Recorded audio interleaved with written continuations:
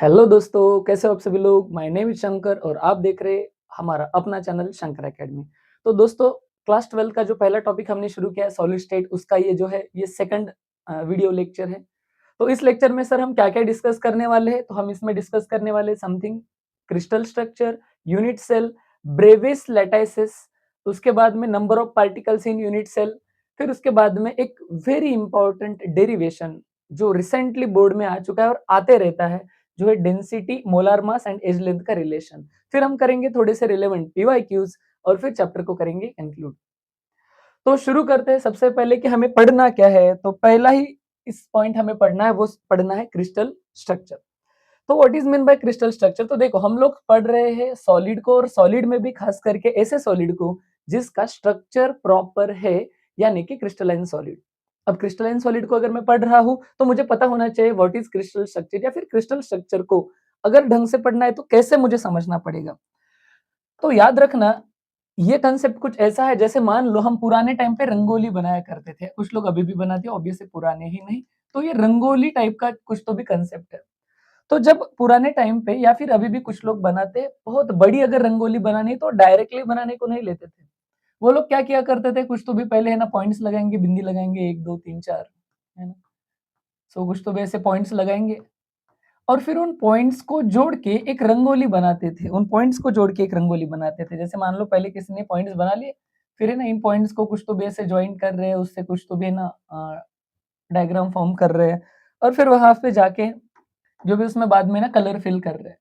तो ये पॉइंट्स बनाने से क्या फायदा हुआ सर? तो पॉइंट्स बनाने से बात कुछ ऐसी हुई कि उनको जब यहाँ पे बाद में कलर वगैरह जो भी फिल करना था, तो उनको एक स्ट्रक्चर इमेजिन करने में, बनाने में, कंप्लीट करने में आसान गया, है ना? ऐसी कोई बात थी। तो सेम सर, बस उतना ही ये वाला कंसेप्ट है। तो सबसे पहले मेरे पास एक छोटा सा वर्ड आता है जिसको बोला जाता है लैटाइस। जब रंगोली बनाने के लिए पहले मैंने जो डॉट्स बनाए थे, which is nothing but the lattice points. तो 3D arrangement of points in space, geometrical arrangement of points in 3D space में एक पीरियोडिक अरेंजमेंट, पीरियोडिक एरे में अगर हम बना रहे हैं तो उसको बोला जाता है लैटाइस। फिर वापस इन लैटाइस के अगेंस्ट, जैसे मैंने क्या कर दिया, कुछ ये पॉइंट्स इमेजिन करके उनको जोड़ दिया। तो इन लैटाइस पॉइंट्स के अगेंस्ट मैं रियली, लैटाइस पॉइंट्स के अगेंस्ट मैं रियली कुछ एटम्स को इमेजिन करता हूं, और वो होते हैं मेरे क्रिस्टल के बेसिस। तो पहले लैटाइस यानी 3D अरेंजमेंट ऑफ पॉइंट्स, फिर उसके अगेंस्ट मैं कुछ एटम्स या मॉलिक्यूल्स इमेजिन करूंगा, वो हो गए बेसिस, और इनको जोड़ूंगा तो मेरे पास बन जाएगा क्रिस्टल। कोई बोलेगा सर कैसे? जैसे मान लो मेरे पास में ये था Na का एटम, ये था Cl का, और ये लाइन चल रही थी। फिर Na के साइड में Cl था, Cl के पड़ोस में Na था, एंड सो ऑन। ये था पहला वाला लेयर। अब ये पॉइंट्स मैंने 3D में अरेंज किए, तो इनके पीछे भी रहेगा Na के पीछे Cl, Cl के पीछे Na। सिमिलरली सर, Cl के पीछे Na, Na के पीछे Cl। ग्रीन यानी बैक साइड वाला लेयर है, ये वाला जो है फ्रंट है। अभी सर मैं क्या करता हूं, इन पॉइंट्स को जोड़ता हूं, इन पॉइंट्स को जोड़ता हूं, तो देखना मेरे पास एक क्यूब यानी कि काइंड ऑफ एक क्रिस्टल इमेजिन हो जाता है। तो याद रहे, क्रिस्टल इमेजिन करने के लिए जो 3D में इमेजिनरी पॉइंट्स बनाए जाते हैं वो मेरे पास लैटाइस है। लैटाइस के अगेंस्ट जो मैं एटम्स इमेजिन करता हूँ, NaCl, NaCl समथिंग, तो ये मेरे पास बेसिस है। और इन दोनों को जोड़ दिया तो मेरे पास क्रिस्टल या स्पेस लैटाइस बनता है। Result by attaching basis to each of the lattice points, यानी क्रिस्टल जो हुआ वो हुआ लैटाइस प्लस बेसिस। तो एकदम क्लियर है, आगे बढ़ते हैं। फिर मेरे पास ऐसा आता है कि सर यूनिट सेल कुछ तो भी मुझे पढ़ना है, वो क्या होता है? तो समझो बात को, किसी भी चीज को अगर स्टडी करना है तो उसके बेसिक यूनिट को समझो। अगर वो बेसिक यूनिट समझ में आ गया तो हो सकता है कि पूरा है ना चीज हमें ढंग से समझ में आए। जैसे मुझे ह्यूमन बॉडी की स्टडी करना है, तो सबसे बेसिक रिपीटिंग यूनिट क्या है? सेल। तो जैसे ह्यूमन बॉडी या फिर किसी भी लिविंग थिंग का सेल ये बेसिक यूनिट होता है, वैसे ही किसी भी क्रिस्टलाइन सॉलिड का जो सबसे बेसिक यूनिट है उसको बोला जाता है यूनिट सेल। तो ध्यान से पढ़ो, the smallest repeating structural unit of a crystalline solid is called unit cell. तो ऐसे कुछ तो भी हुआ। तो ये तो पता चल गया सर, स्मॉलेस्ट रिपीटिंग यूनिट को यूनिट सेल बोलते हैं। यूनिट सेल को पढ़ना कैसे है? तो पढ़ने के लिए हम लोगों ने क्या कर लिया, कुछ पैरामीटर्स बना दिए। यूनिट सेल अगर स्टडी करना है तो कुछ पैरामीटर्स को स्टडी करो, और वो क्या क्या है सर? तो सबसे पहले हमने यूनिट सेल को kind of a cube imagine कर लिया, तो क्यूब के होते हैं एजेस और उन एजेस के बीच में होते हैं एंगल्स। तो हमने क्या कर लिया, क्यूब के एजेस पढ़ने शुरू कर दिए। Basically length into breadth into height, तो इनको क्या क्या नाम दिए, small a small b small c, length length breadth height जो भी है। और एंगल्स जो इनके बीच में फॉर्म हो रहे हैं, कहीं पे अल्फा कहीं पे बीटा एंड कहीं पे gamma, alpha beta and gamma. तो what are unit cell parameters, axes ABC, angles alpha beta gamma. Okay, और आगे बढ़ते हैं सर। फिर ये यूनिट सेल एक ही प्रकार का हमेशा क्यूब ही होता है क्या? तो क्यूब टाइप में तो होता है, हमेशा क्यूब तो नहीं, क्यूब टाइप में होता है, लेकिन उसमें भी हमें अलग-अलग अरेंजमेंट मिलते हैं। तो क्या मिलते हैं सर? तो उसके लिए पढ़ेंगे अपन अगला वाला topic, types of unit cell. इस यूनिट सेल के भी कुछ टाइप है, बेस्ड ऑन वो जो मैं cubical kind of unit cell imagine कर रहा हूं, उसमें एक्चुअल में एटम कहाँ-कहाँ पे। तो ध्यान से देखना, अगर सर मेरे पास उस यूनिट सेल में एटम्स सिर्फ उस इमेजिनरी जो भी है ना लैटाइस के या क्रिस्टल के कॉर्नर्स में है, सिर्फ कॉर्नर्स में, तो उसको मैं बोलूंगा सिंपल या फिर प्रिमिटिव यूनिट सेल। क्या है definition? Particles present at corners only. असल में ये हमें इमेजिन करने के लिए आसान जाता है, लेकिन रियलिटी कुछ ऐसा होता है कि लिटरली इतने छोटे छोटे पार्टिकल्स नहीं होते, ये एक दूसरे को टच कर रहे होते हैं और हम इनको ऐसे कट करके ही उसका है ना क्यूब इमेजिन करते हैं, कुछ ऐसे। मतलब असल में एक कॉर्नर वाला एंटायर पार्टिकल उस क्यूब या फिर यूनिट सेल में नहीं होता है। आगे पढ़ेंगे थोड़ा सा डिटेल में। अब अगेन सर कुछ और अरेंजमेंट क्या पॉसिबल है, एटम्स कॉर्नर के साथ साथ अगर एटम, एक एटम बॉडी के सेंटर में भी है, उस यूनिट सेल के एग्जैक्ट सेंटर में, तो उसको बोला जाता है बॉडी सेंटर्ड यूनिट सेल। साथ में सर अगर मान लो कॉर्नर पे एटम्स है ही, 8 कॉर्नर पे 8, उसके साथ यूनिट सेल का फेस जो होता है, फेस माने क्यूब को कितने फेसेस हुए, 6, front back top bottom right side left side. तो जो भी ये 6 फेसेस है, उन पे भी अगर 6 एटम्स हैं, 1 2 3 4 5 और 6 ऐसा कुछ है, और कॉर्नर पे तो है ही, तो अब उसको बोलना है sir face centred unit cell, FCC unit cell. उसके बाद सर हम आगे बढ़ेंगे तो लास्ट वाला मेरे पास मिलता है बेस सेंटर्ड, या फिर इसको एंड सेंटर्ड, ऐसा वर्ड भी यूज किया जाता है, end centred unit cell. End centred में क्या होता है सर? तो ये फेस सेंटर्ड जैसा ही है, यानी कि कॉर्नर्स पे तो पार्टिकल रहेंगे ही रहेंगे, उसके साथ सिर्फ कोई दो फेसेस पे जो अपोजिट में हो, टॉप बॉटम ले लो, फ्रंट बैक ले लो या राइट लेफ्ट ले लो, किसी भी दो ही फेसेस पे पार्टिकल्स अगर प्रेजेंट है, तो वो हो जाता है मेरा बेस सेंटर्ड यूनिट सेल। और आगे बढ़ता हूं, फिर यूनिट सेल तो 4 समझ में आ गए हैं, उसके आगे क्या? तो उसके आगे मुझे स्टडी करना पड़ेगा, क्रिस्टल के कुछ सिस्टम भी होते हैं और उसके लिए मेरे पास हेडिंग होता है क्रिस्टल सिस्टम्स। क्रिस्टल सिस्टम्स तो होता ऐसे है कि based on the parameters, parameters यानी जो भी एजेस है या फिर एंगल्स है, उनको अगर मैं स्टडी करता हूं, तो मेरे पास कुछ बेसिक 7 क्रिस्टल सिस्टम्स आते हैं, जिनका नाम है cubic, tetragonal, orthorhombic, rhombohedral, hexagonal, monoclinic and triclinic. कोई बोलेगा सर ये तो काफी कॉम्प्लिकेटेड हो गया, कितना फास्ट बोल दिया आपने। तो याद रहे बेटा, इसके लिए हमारे पास एक ट्रिक भी अवेलेबल है। मैं क्या करता हूं, मैं इनके इनिशियल्स को लिख देता हूं, C T O R H M T, CTORHMT, और मैं इसके लिए इनके जो इनिशियल्स है उसको पढ़ते जाता हूं, CTO हमटी। तो देखना ध्यान से, सीटी और हमटी 7 काउंट आना चाहिए, सीटी और हमटी 7 काउंट आना चाहिए। तो बस सीटी और हमटी है ना, तो इस तरीके से हम याद रख लेंगे। याद रहे पहला टेट्रागोनल होता है, लास्ट का ट्राइक्लिनिक होता है, जो धीरे धीरे हमें पता भी चलेगा। तो ये होते हैं टोटल 7 क्रिस्टल सिस्टम्स। तो मेरे पास बेस्ड ऑन पैरामीटर्स है ना, तो बेस्ड ऑन पैरामीटर्स मेरे पास टोटल 7 क्रिस्टल सिस्टम अवेलेबल होते हैं, 7 क्रिस्टल सिस्टम्स अवेलेबल होते हैं, है ना। ओके, फिर उसके बाद अगर मैं इन क्रिस्टल सिस्टम्स को और यूनिट सेल को कंबाइन करता हूं, मतलब जैसे क्यूबिक में क्या क्या पॉसिबल है, तो सिंपल पॉसिबल है, बॉडी सेंटर्ड पॉसिबल है, और क्या क्या पॉसिबल है।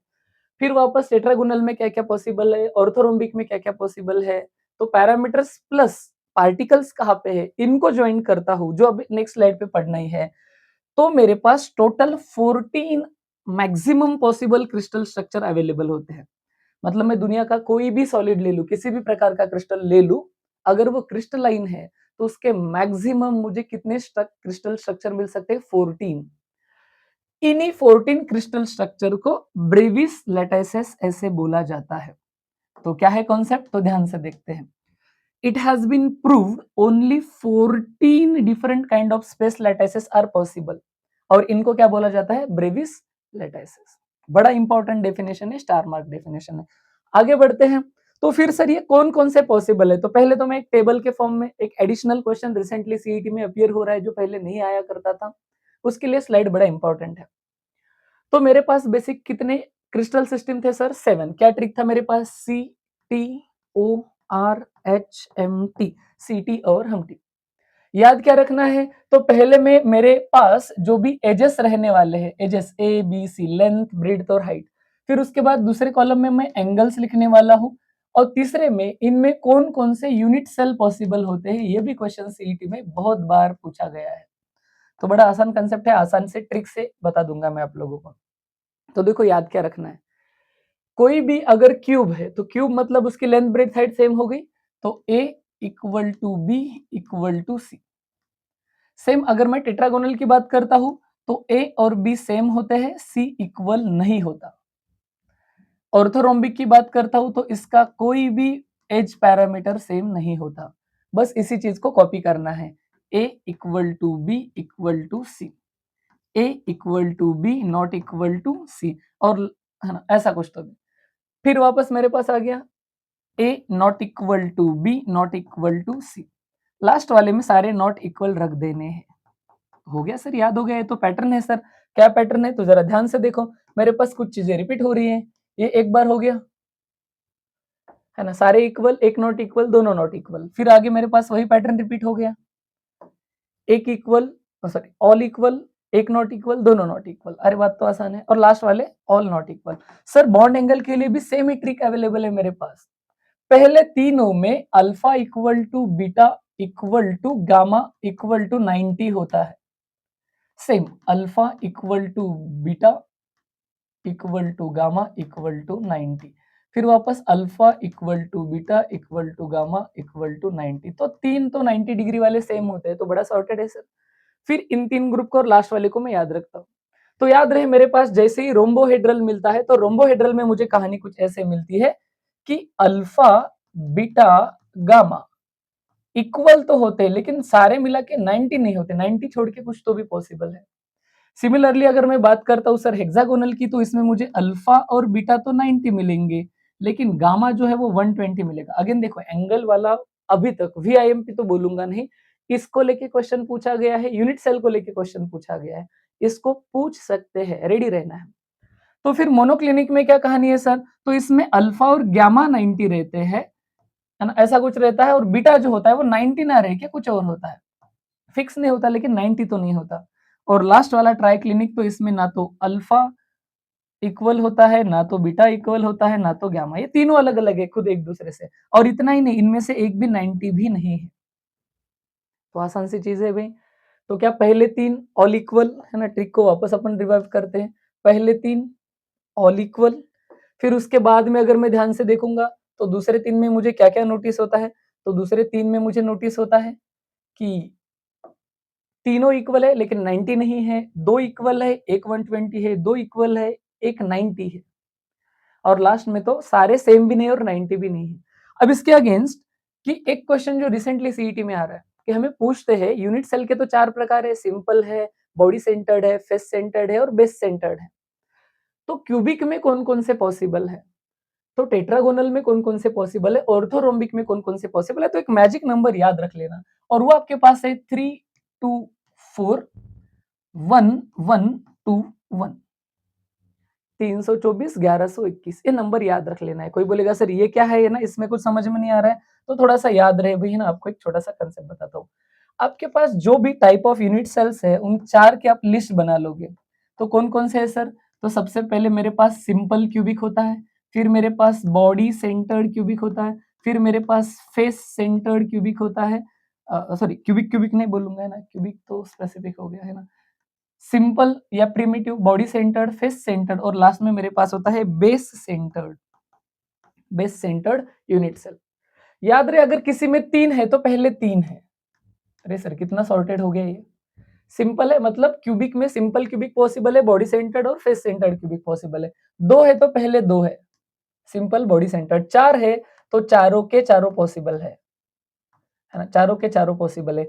1 ही है तो पहला ही पॉसिबल है। 2 है, हाँ यहाँ पे एक याद रहे कि जहां पे मैं मोनोक्लिनिक की बात करता हूं उसके 2 में से एक 1 है और एक 4 है, याद रहे।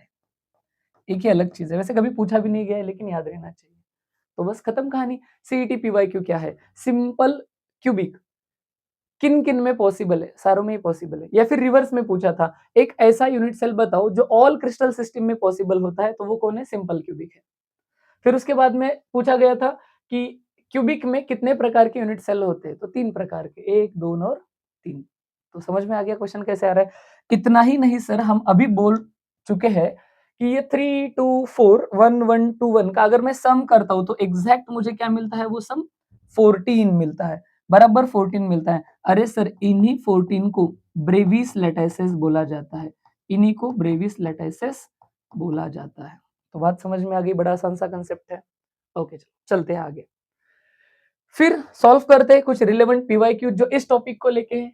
What is the total number of different types of unit cell in tetragonal crystal system? Tetragonal में पूछ रहा है तो याद रहे अपने पास ट्रिक क्या क्या था। एक तो मेरे पास था CTORHMT। अपने को टेट्रागोनल पूछ रहा है, ये ट्राइक्लिनिक था लास्ट वाला। टेट्रागोनल मेरे पास नंबर क्या था? 3 2 4 1 1 2 1। तो क्या टिक कर दूंगा सर? मैं टिक कर दूंगा कि मेरे पास टेट्रागोनल है मतलब 2 है।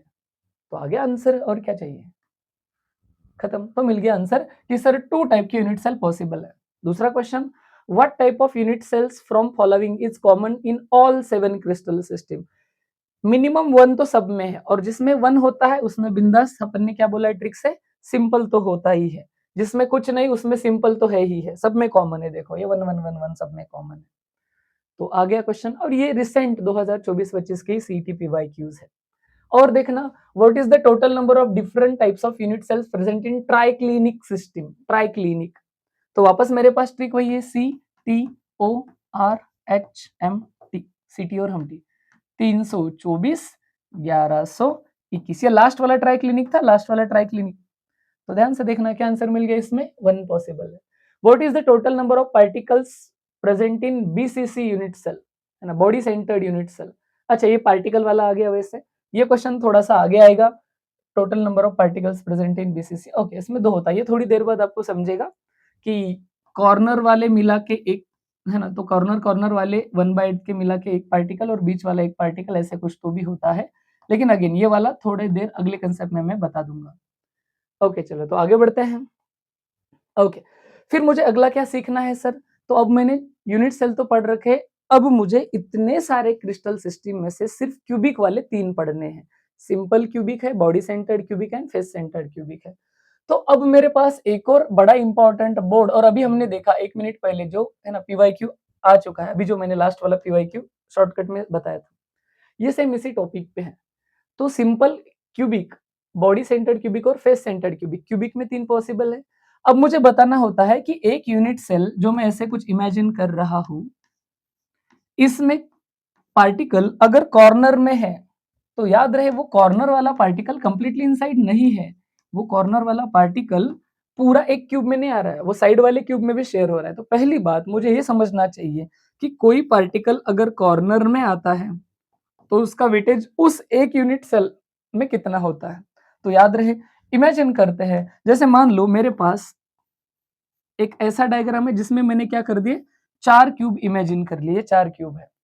एक पार्टिकल सर कहाँ पे अवेलेबल है? एक पार्टिकल बराबर 4 के जॉइंट पे है। अब ये एक लेयर के हो गए, इसमें से आधा ही पार्टिकल नीचे है, अंदर गया हुआ, आधा तो ऊपर आ रहा है। तो मतलब सर ऊपर वाला जो पार्टिकल है वो ऊपर वाले 4 में भी शेयर हो रहा है, याद रहे ऊपर वाले 4 में भी शेयर हो रहा है। असल में एक जो कॉर्नर पे है वो 8 लोगों में शेयर हुआ, आधा नीचे वाले 4 में, आधा ऊपर वाले 4 में। तो अगर मैं बात करूंगा कि एक पार्टिकल अगर 8 में डिवाइड हो जाता है तो उसका एक यूनिट सेल में, जो एक ही यूनिट सेल है, एक में कंट्रीब्यूशन कितना रहा, तो 1/8। क्लियर है? ओके, चलो अब देखते हैं कि सिंपल क्यूबिक में फिर कितने पॉसिबल थे। तो देखना ध्यान से, सिंपल क्यूबिक का डेफिनेशन क्या होता है, पार्टिकल्स एट कॉर्नर्स ओनली।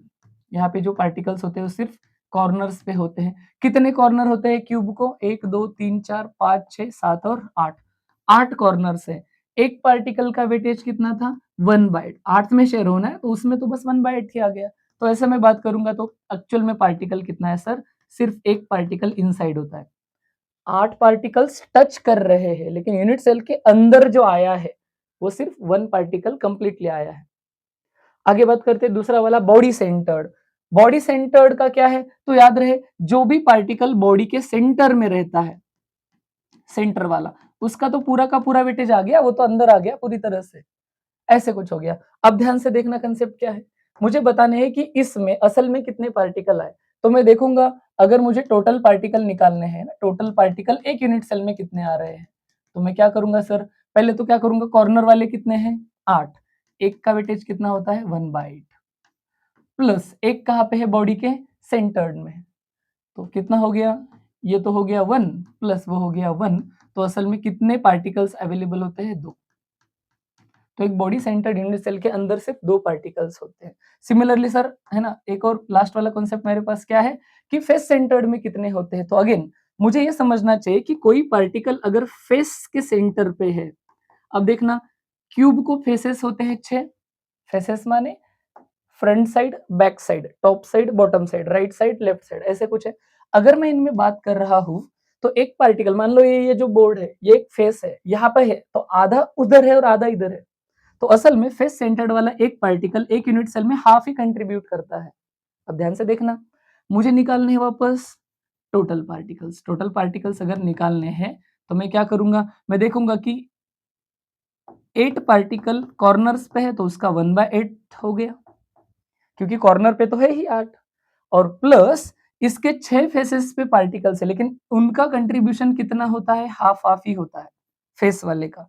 तो ये हो गया 1 और वो हो गए 3, माने टोटल कितने पार्टिकल्स होते हैं सर, 4 पार्टिकल्स इनसाइड होते हैं, 4 particles inside the unit cell होते हैं। तो आगे बढ़ते हैं, इस पर क्या क्वेश्चन आता है सर, तो इस पर क्या क्वेश्चन आता है, what is the total number of unit cell shared by each corner particle. देखो कंसेप्ट कितना डिटेल पूछ रहा है कि मान लो मेरे पास एक क्यूब है, उस क्यूब के कॉर्नर पे कोई पार्टिकल है, कॉर्नर पे पार्टिकल है, तो वो कितने क्यूब्स में शेयर हो रहा है, एक लेयर में 4 और ऊपर के लेयर में 4, तो इसके ऊपर भी तो एक लेयर रहेगा, तो इनमें भी शेयर हो रहा है, तो असल में वो 8 में शेयर हो रहा है, 4 नीचे वाले लेयर, 4 ऊपर वाले लेयर में। What is the total number of particles present in base centred unit cell. देखो वो क्यूबिक में नहीं था लेकिन बेस सेंटर्ड का पूछ भी तो सकते हैं। तो बेस सेंटर्ड का डेफिनेशन क्या होता है, 8 पार्टिकल कॉर्नर्स पे, तो उनका वेटेज हो जाएगा 1/8 से 8, प्लस बेस सेंटर्ड में सिर्फ 2 ही फेसेस पे पार्टिकल्स होते हैं जिनका वेटेज कितना होता है रे, हाफ होता है। तो आंसर क्या मिलेगा मुझे, ये मिल गया 1 प्लस ये मिल गया 1, तो असल में कितना आ गया, 2 पार्टिकल या फिर 2 एटम। कंसेप्ट समझ में आ गया। तो कुछ इस तरीके के क्वेश्चन अपीयर होते हैं। अब ध्यान से देखना, वो जो पीछे पीवाईक्यू गया था जिसमें बॉडी सेंटर का पूछा था उसका आंसर 2 आएगा।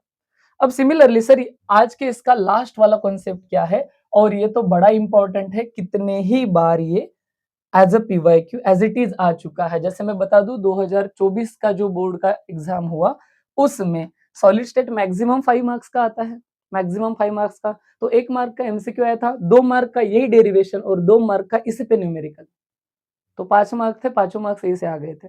तो बात को समझो कितना, है ना, इंपॉर्टेंट है। तो ये VIMP इसको बड़े ध्यान से समझना है। अगेन अगर मुझे कोई डेरिवेशन करना है तो देखना क्या क्या है, तो पहले तो समझते हैं रिलेशनशिप बिटवीन मोलार मास यानी कैपिटल M, डेंसिटी जिसको हम रो से रिप्रेजेंट करेंगे, और यूनिट सेल एज लेंथ जिसको हम स्मॉल a से रिप्रेजेंट करेंगे। मान लो क्यूबिक के लिए चल रहा है। अब ध्यान से देखना, ये रिलेशन अगर मुझे करना है तो कुछ एजम्पशन करना पड़ेगा, कुछ बातें समझनी पड़ेगी। तो 3 स्टेप में कैसे सॉल्व करता हूं देख लेना। ओके, सो सबसे पहले मैं क्या करता हूं, है ना, a cubic unit cell cell have n particles, उसके पास कितने पार्टिकल्स है? n particles, each having mass small m।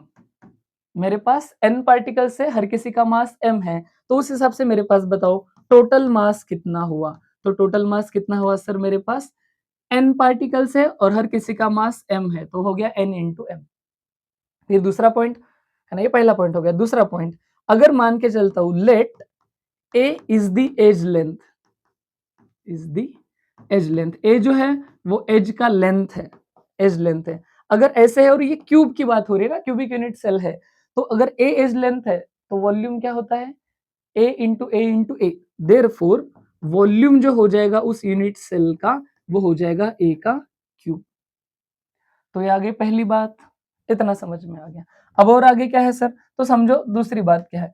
अब हमें रिलेशन किस में बताना है? डेंसिटी में। तो हमें पता है as density is equal to mass upon volume.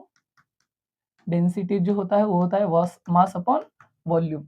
मास कितना है रे मेरे पास? n into M. वॉल्यूम कितना आया? A cube. बस पुट करता हूं, therefore density is equal to n into M upon a cube. ये बन गया मेरे पास पहला इक्वेशन, ये बन गया इक्वेशन नंबर 1। कोई बोलेगा सर डेरिवेशन आ गया क्या? नहीं, अभी तक डेरिवेशन कंप्लीट हुआ नहीं है।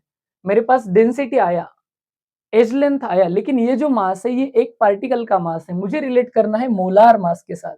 तो वहीं से लेके मेरा अगला कंसेप्ट शुरू हो जाता है, क्योंकि हमें पता है मोलार मास जो होता है, molar mass is mass of Avogadro number of particles. देखना, मोल कंसेप्ट का एक कंसेप्ट है कि मोलार मास कितने एटम्स का मास होता है, तो अवोगैड्रो नंबर। किसी को याद है Avogadro number? 6.022 into 10 to the power 23। मतलब मोलार मास कैपिटल M जो है वो है मास ऑफ Na पार्टिकल्स। तो फिर एक पार्टिकल का मास कितना हुआ? तो देयरफॉर एक पार्टिकल का मास स्मॉल m हो गया कैपिटल M अपॉन Na। इस इक्वेशन को मैं नाम देता हूं 2। अब बस मेरे को मोलार मास ही मिसिंग था इस पहले वाले इक्वेशन में, ये स्मॉल m की जगह पे, तो स्मॉल m को मैं रिप्लेस करता हूं m बाय Na। तो मैं क्या करता हूं, है ना, पुट इक्वेशन 2 इन 1, उसको किस में रखता हूं? 1 में। तो क्या समझ में आता है sir? Therefore density is equal to n into m upon Na divided by, क्या बचा था मेरे पास इधर? A cube. अरे मैथमेटिकल एक्सप्रेशन है सर, ये m को na डिवाइड कर रहा है तो नीचे ही लिख दो। तो देयरफॉर फॉर्मूला क्या बना? Density is equal to n into capital M molar mass a cube into Na क्या है? Avogadro's number. तो आ गया मेरे पास VIMP डेरिवेशन। तो ये था अपना VIMP डेरिवेशन। सारे स्टेप समझ में आए? पहले क्या किया? n पार्टिकल है, हर किसी का मास जो है वो कितना है? m है। n पार्टिकल m मास, तो टोटल मास कितना हुआ? n into m। ए अगर एज लेंथ है तो वॉल्यूम कितना हुआ? ए क्यूब। कॉमन सेंस है, डेंसिटी मास अपॉन वॉल्यूम होता है, बस मास और वॉल्यूम यहाँ पे रख दिया। फिर यहाँ पे मोलार मास मिसिंग था, तो मैंने क्या कर दी? मोलार मास की डेफिनेशन ले ली। मुझे पता है molar mass is mass of any particles, यानी molar mass is equal to mass of any particles. तो एक पार्टिकल का मास हो गया molar mass upon Na, Avogadro's number. फिर आगे मैंने क्या कर दिया? ये स्मॉल m को रिप्लेस करना था मोलार मास से, तो ये वाली वैल्यू वहां पे डाल दी और रीअरेंज कर दिया, तो ये मिल गया मुझे VIMP डेरिवेशन, बिल्कुल VIMP। सॉल्व करते हैं सर एक न्यूमेरिकल जो इससे रिलेवेंट है। तो ये न्यूमेरिकल कैसे है ना, है तो जरा ध्यान से देखना। एक टेक्स्ट बुक का आसान सा न्यूमेरिकल, फिर 2-3 PYQ और करते हैं खत्म। अब ध्यान से देखना, क्वेश्चन को ध्यान से पढ़ो, हमें क्वेश्चन समझ में आना भी बड़ा जरूरी है। When gold crystallizes, it forms FCC cubic cells। FCC, अरे पहले ही इंफॉर्मेशन दे दी सर, FCC है मतलब फेस सेंटर्ड क्यूबिक है, और अगर फेस सेंटर्ड क्यूबिक है तो मुझे पता चलना चाहिए कि n का वैल्यू कितना है, n यानी नंबर ऑफ पार्टिकल्स। तो मुझे पता है फेस सेंटर्ड का डेफिनेशन क्या होता है कि कॉर्नर्स पे पार्टिकल उनका एक 8 का 1/8 से 1 और फेसेस के हाफ हाफ 6, तो n का वैल्यू कितना मिल गया रे? 4। फिर बात करते हैं this unit cell edge length, किसकी बात दी है सर? ए की बात करी है। ए बोला है मुझे 408, किस में दिया है? ये पिकोमीटर्स में दिया है, तो ये इंफॉर्मेशन मुझे दे दी पिकोमीटर्स में। मैं इसको इधर लेता हूँ। पिकोमीटर। पहले तो मुझे पिकोमीटर को सेंटीमीटर में कन्वर्ट करने आना चाहिए, क्योंकि इसमें जहाँ तक आपको इन्फॉर्मेशन मेंशन नहीं करी कि इस यूनिट में लिखो, तो बिंदास आप सेंटीमीटर में कन्वर्ट करना। पहले तो मैं पी को हटाता हूँ। पी को हटाना है तो मुझे क्या करना पड़ेगा, 408 पी को यानी 10 टू द पावर -12 ये मीटर में हो गया। अब मुझे मीटर भी हटाना है और सेंटीमीटर लाना है, तो क्या हो गया, A = 408 into 10 to the power -12 metre यानी 100 सेंटीमीटर, यानी 10 टू द पावर 2। अब ये 2 इसको खा गया तो क्या मिल गया, A = 408 into 10 to the power -10 in centimetre. आसान भाषा में पिकोमीटर को आप लोग 10 टू द पावर -10 सेंटीमीटर ले सकते हो।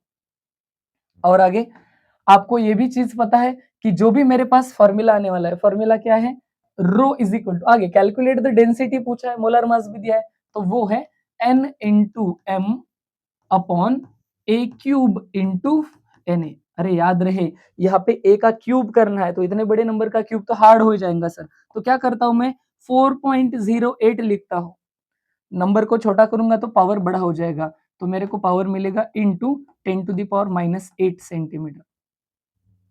सही है, इसको यूज करता हूँ। चलो तो सारे वैल्यूज फटाफट पुट कर देते हैं। तो क्या क्या है मेरे पास, जरा वैल्यूज ध्यान से देखना रे, है ना। रो इज इक्वल टू एन कितना आया 4, मोलार मास कितना दिया है 197, ए का क्यूब करना है तो मेरे पास 4.08 इंटू 10 टू द पावर -8, इसका करना है cube into Avogadro number 6.022 into 10 to the power 23।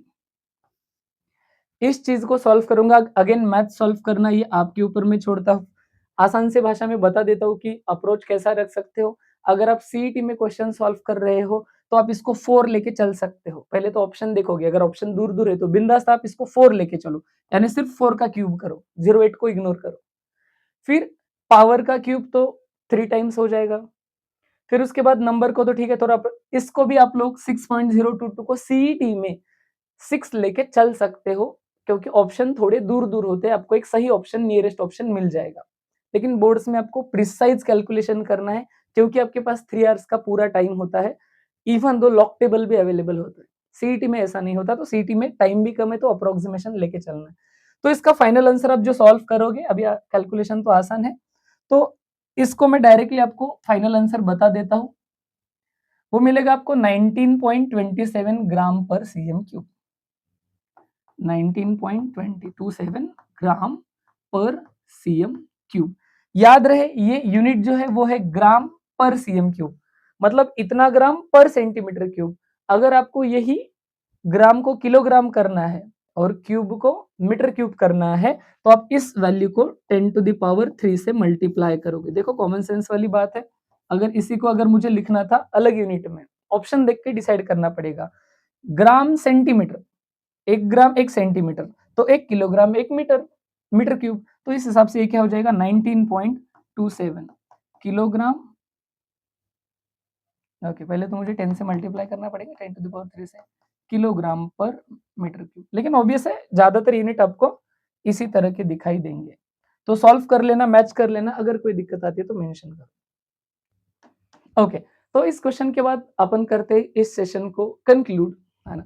तो याद रहे भाई, है ना, अगेन हम लोगों को पढ़ाई में कोई कसर नहीं छोड़नी है, पूरी, है ना, लगन से पढ़ाई करनी है, क्योंकि हमारी थोड़ी थोड़ी पढ़ाई बहुत ज्यादा मैटर करने वाली है हमारे फाइनल स्कोर्स में। और अगर हमारा परसेंटाइल या मार्क्स एक एक से भी बढ़ता है, तो हमारा रैंक हंड्रेड्स एंड थाउजेंड्स में इंप्रूव होगा, जो हमें डिजायर्ड कॉलेज, ब्रांच या फिर जो भी है ना, वो मिलेगा।